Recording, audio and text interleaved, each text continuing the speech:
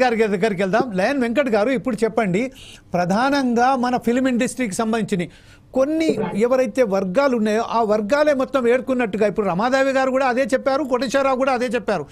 Cinema కావాలని కూడా మనం ఆధారపడి ఉన్నాం, సినిమాలు తీయాలని. ఈ స్క్రీన్ అతనే, డైరెక్షన్ అతనే, స్టోరీ అతనే, ప్రతి ఒక్కరూ ఆ సంబంధించిన ఎవరైతే కుటుంబాల నుంచి వస్తూ పరంపరగా వస్తున్నారో వాళ్ళే ఈ సినిమా రంగాన్ని రాజ్యం వెళ్తున్నారు.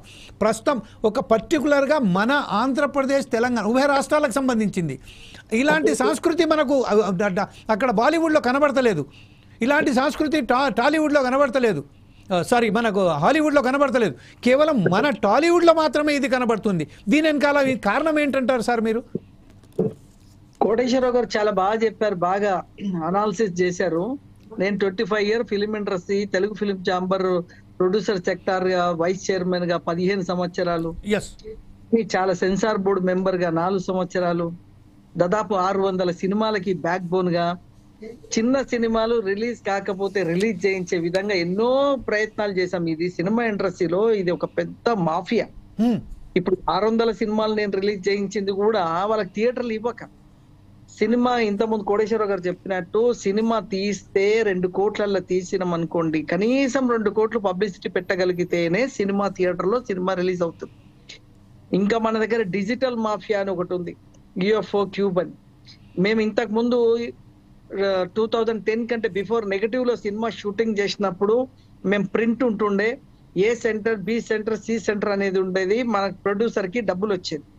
బట్ నౌ ఏమైపోయిందంటే 3 days movie, Friday, Saturday, Sunday, ఈ 3 రోజులు సినిమా. పెద్ద సినిమా వచ్చిన 3 days, హిట్ అయితే మండే రోజు టికెట్ తెగుతుంది, లేకపోతే తెగదు. 3 రోజులు. సో దీనికోసం ఏం చేస్తున్నారంటే పెద్ద సినిమా వాళ్ళు ఎట్ ఏ టైం ఒకటేసారి 100 థియేటర్లో రిలీజ్ చేయడం, హైప్ క్రియేట్ చేయడం. ఈ హైప్ లోనే అమౌంట్ లాగాలి. ఈ 1000 crores కానీ 500 కోట్లు కానీ ఈ లాగకపోతే మండే రోజు టికెట్ తెగే పరిస్థితి లేదు. ఎందుకంటే సినిమా హిట్టా ఫట్టా తెలియదు. ఇకపోతే చిన్న సినిమాకి వస్తారు కల్లా, చిన్న సినిమాని మనం 2 కోట్లు 3 కోట్లు పెట్టి, ఇంతకుముందు రమాదేవి గారు చెప్పినట్టు శ్రీమతి లాంటి మంచి సినిమాకు కూడా దొరకలేదు అంటే బికాజ్ అలాంటి సినిమాలు నేను 600 సినిమాలు రిలీజ్ చేయించాను. దొరకలేదు అంటే కారణం ఏంటి అంటే ఇక్కడ పబ్లిసిటీ. సినిమాకి పబ్లిసిటీ లేకపోతే థియేటర్ ఇవ్వరు.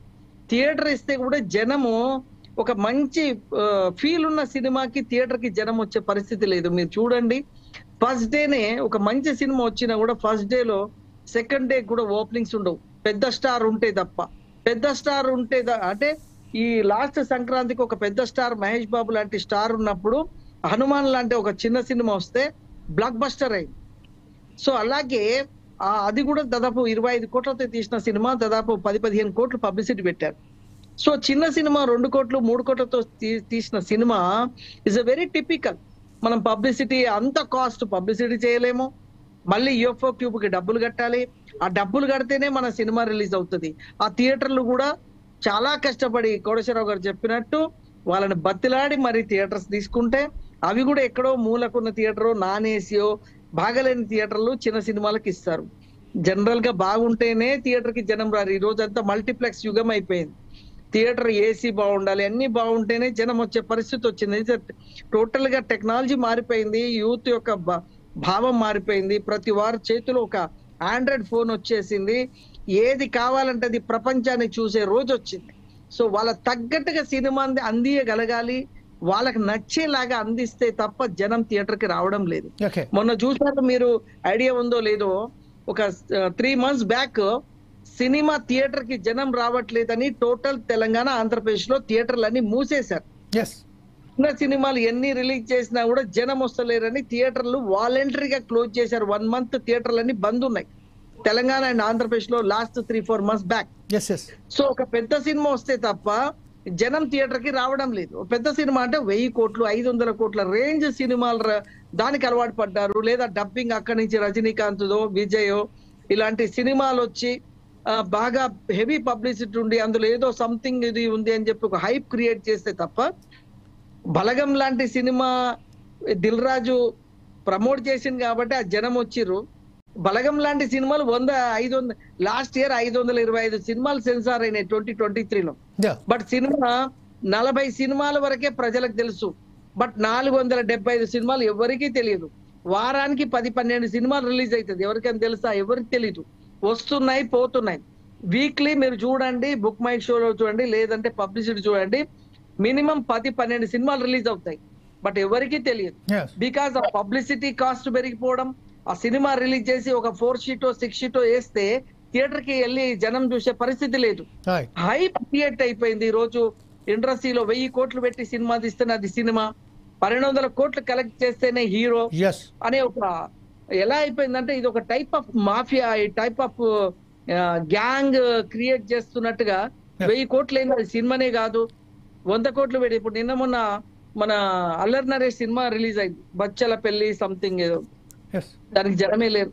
ఆయన ఎస్టాబ్లిష్డ్ హీరో. సరే, నా సినిమాకి కొత్త హీరో అనుకోండి, ఎస్టాబ్లిష్డ్ హీరో కూడా లేరు. ఎందుకంటే ఆ 500 కోట్లు 1000 కోట్లకి సినిమాలు తీస్తున్నారు. దానికి అలవాటు పడిపోయారు జనం. హై బడ్జెట్ లో హై ప్రమోషన్, హై క్రియేషన్ అలవాటు పడిపోయి ఈరోజు చిన్న సినిమాకి జనం థియేటర్ కి రాని పరిస్థితి వచ్చేసి థియేటర్లు మూతపడుతున్నాయి. ఈ రోజే Telangana film chamber press conference పెట్టి చెప్పింది అదే. చిన్న సినిమాకి ఎందుకు రావడం లేదు అంటే, పెద్ద సినిమాకి డబ్బు పెట్టి వాడు 1000 రూపాయలు, వాడికి వచ్చే జీతం 20,000 25,000 జీతం ఉంటే, పెద్ద సినిమాకి 1000 రూపాయలు 2000 పెట్టి ఫ్యామిలీ మల్టీప్లెక్స్ లో ఎక్కడో పోయి వాడు 5,000 పెట్టి సినిమా చూసినాక మళ్ళీ ఇంకో సినిమా చూడాలంటే చూడలేడు. ఆర్థికంగా వాడికి సెట్ కాదు. సో ఈ అందుకోసం థియేటర్ రేట్లు పెంచడం వల్ల ఇది ఇబ్బంది అవుతుందని ఈ రోజు Telangana film chamber press conference పెట్టి వాళ్ళు అనౌన్స్మెంట్ చేశారు. రేట్లు తక్కువ ఉండాలి, అప్పుడే జనం సినిమాకి వస్తారు. చిన్న సినిమా కాకపోయినా పెద్ద సినిమాకి, అంటే పెద్ద సినిమాకి వచ్చిన వాళ్ళు 4 చిన్న సినిమాలు చూస్తారు 1 బడ్జెట్ లో అని చెప్పి వివరించడం జరిగింది. వెంకట్ గారు, ఒక్క నిమిషం మరొకసారి రమాదేవి గారికి వెళ్దాం. రమాదేవి గారు ఇప్పుడు మనం వెంకట్ గారు చెప్పినట్టుగా పెద్ద